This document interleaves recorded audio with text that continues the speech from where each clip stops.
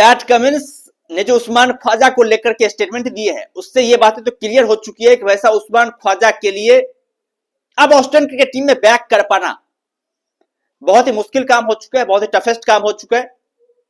और तकरीबन आप जो है पैट कमिंस का उस्मान ख्वाजा के ऊपर ये कमेंट समझ लीजिए भाई साहब वो कह रहे हैं कि भाई आप अब जो है अपने करियर के दूसरे ऑप्शंस के बारे में तलाश कर लीजिए।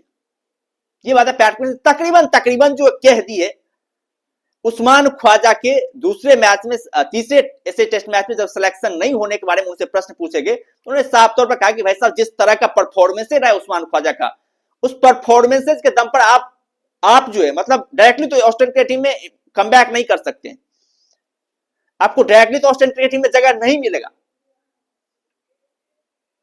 आपको जो है अपने आप को साबित करना पड़ेगा। आप डोमेस्टिक क्रिकेट खेलिए, अपने आप को साबित कीजिए, फिर जो आपको ऑस्ट्रेलियन क्रिकेट टीम में वापसी होगी। ये बातें कह दी है पैट कमिंस ने। और जाहिर तौर पर उस्मान ख्वाजा की एज भी हो चुकी है, वैसा 39 साल के हो चुके हैं, हालांकि भूतपूर्व काफी कमाल के बल्लेबाज रह चुके हैं, बेहतरीन बल्लेबाज रह चुके हैं। लेकिन बॉस अब जिस तरह का परफॉर्मेंस रहा इनका, जब हम लोग इनके परफॉर्मेंसेस की बात करें तो जनवरी 2024 से लेकर अब तक यदि इनके परफॉर्मेंसेस की बात करें 17 टेस्ट मैच इन्होंने खेले जिसमें 878 रन बनाए, 30 का एवरेज। और जाहिर तौर पर ये बहुत ही शर्मनाक है, बहुत ही शर्मनाक है। आप इस तरह के मतलब औसत के साथ इस तरह की बल्लेबाजी परफॉर्मेंसेस के दम पर ऑस्ट्रेलियन क्रिकेट टीम में कंटिन्यू तो नहीं कर सकते। चाहे आप कितने ही बड़े प्लेयर हो, कितने ही बड़े कारनामे हैं आपको कंसिस्टेंसी तो मतलब बरतनी ही पड़ेगी यदि आप लगातार जो नेशनल टीम में खेलना चाहते हैं, लेकिन वो कारनामा कर नहीं पा रहे हैं।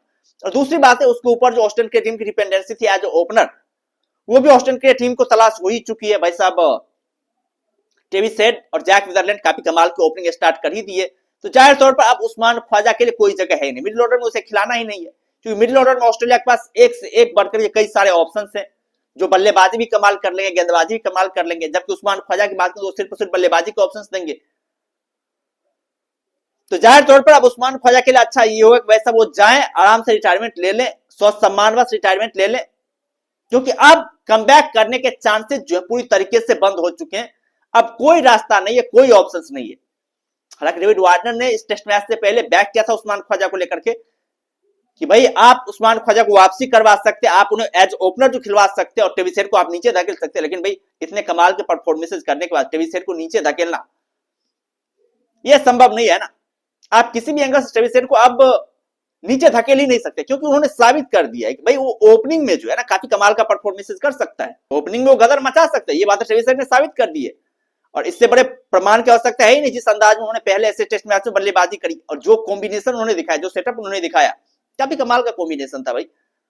मुश्किल पिचों पर मुश्किल परिस्थितियों में जिस अंदाज में उन्होंने बल्लेबाजी करी, जो सेंचुरी उन्होंने ठोकी थी, और ट्रेविस हेड के पास वो एक्स्ट्रा एडवांटेज लेवल की कैपेसिटी है।